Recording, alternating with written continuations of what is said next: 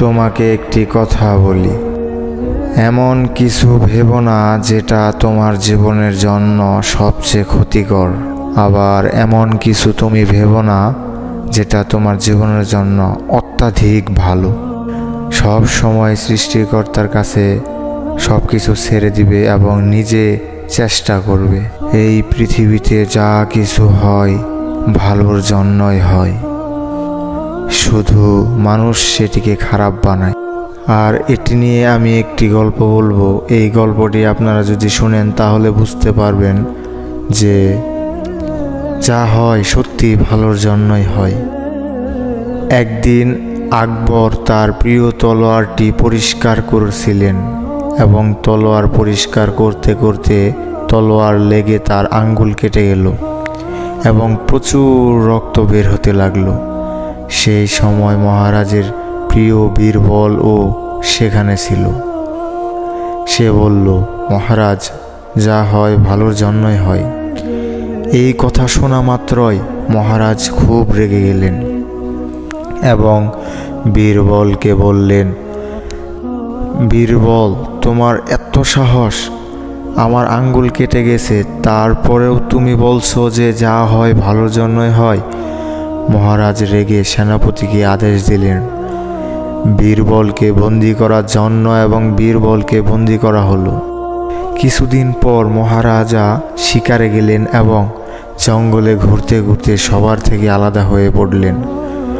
কিছুক্ষণ পর জঙ্গলে অধিবাসীরা রাজাকে বন্দি করে ফেলল এবং তারা রাজাকে নিয়ে গেল একটা মন্দিরের সামনে রাজাকে বলি দেওয়ার জন্য।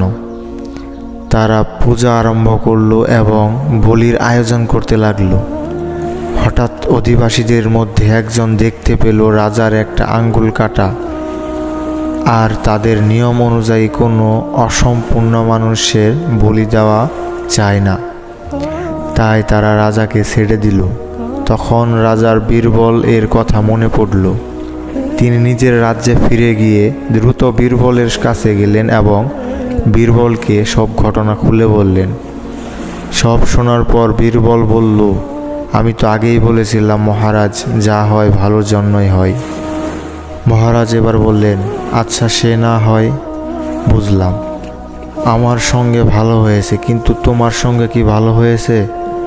তখন বীরবল হেসে বলল, আমার সঙ্গে তো আরও ভালো হয়েছে মহারাজ। মহারাজ এবার একটু অবাক হয়ে বললেন, কিভাবে?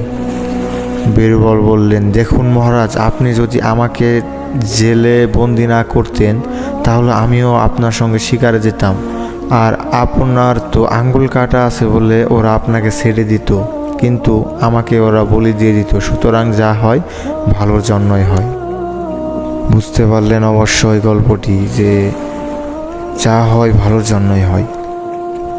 আমাদের জীবনেও মাঝে মাঝে এমন খারাপ কিছু হয় যার জন্য মনে হয় আমার সঙ্গে এত খারাপ কি করে হতে পারে। আসলে যেটাকে আমরা এত খারাপ ভাবি, আসলে সেটা ততটাও খারাপ নয়, বরং ভালো কিছু হয় আমাদের জন্য, কিন্তু তা আমরা বুঝতে পারি না। এটা বোঝার জন্য শুধুমাত্র সময়ের প্রয়োজন। সময় পেরিয়ে গেলে ঠিক বুঝে যাবেন যে আপনার সঙ্গে কি ভালো হয়েছিল। আচ্ছা ভাবুন তো, এমন কোনো ঘটনা যা আপনার সঙ্গে অতীতে হয়েছে এবং তখন আপনার খুব খারাপ লেগেছিল, আর এখন ভাবুন তার জন্য আপনার কি কি ভালো হয়েছে বা হচ্ছে। তাই যা হয় ভালোর জন্যই হয়। তো আপনাদের কাছে আমার একটাই রিকোয়েস্ট, যদি ভালো লাগে তাহলে একটি সাবস্ক্রাইব করবেন, কারণ আপনার সাবস্ক্রাইব আমাকে ভিডিও বানাতে খুবই উৎসাহিত করে।